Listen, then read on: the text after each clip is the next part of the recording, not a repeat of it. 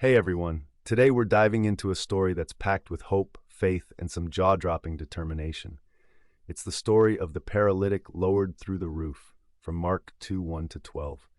Trust me, you don't want to miss this one. Picture this. Jesus has returned to Capernaum. Word spreads like wildfire. He's in town. And soon, the house he's staying in is completely packed. Friends, neighbors, and curious onlookers are all vying for a glimpse of him. The crowd is so thick, you can barely move. Enter our main characters, a paralytic man and his friends. Imagine this guy, unable to walk, maybe bedridden for years, desperate for healing. His friends, they have a vision. They refuse to let a crowded house keep them from bringing their friend to Jesus. They try the door, but it's jammed. No way in. Most people would give up, right? Not these friends. They do the unthinkable. They climb to the roof, remove some tiles, and lower their friend down right through the ceiling. Can you imagine the shock of the people inside? And Jesus? He's not even flustered. He sees their faith. He sees the love, the persistence, the sheer determination of these friends. Here's the moment that changes everything. Jesus looks at the paralytic and says, "Son, your sins are forgiven." Wait, what? The crowd is confused. Forgiveness, healing, aren't those two separate things?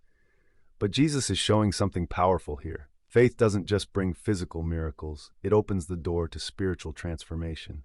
And then he does something incredible. To prove his authority to forgive sins, he tells the paralytic, "Get up, take your mat, and go home."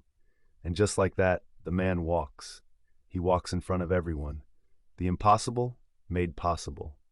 This story is about faith that overcomes obstacles. The paralytic couldn't walk, the house was packed, the ceiling seemed like a barrier, but faith found a way. Sometimes obstacles in life aren't walls, they're roofs. And sometimes faith is the tool that lets us break through. So what can we take from this story today? A few key lessons. Faith is active, not passive. It moves people to action. Obstacles are part of the journey, not the end of it. Community matters. Sometimes it's our friends who help carry us to Jesus. And finally, God can make the impossible possible, physically, spiritually, emotionally. Next time life feels like a closed door or a packed house, remember the paralytic and his friends. Maybe it's time to look up. Maybe it's time to climb a little, dig a little, and trust that God can make a way where there seems to be none. If this story inspired you, hit like, share it with someone who needs encouragement, and subscribe for more stories of faith that overcome obstacles.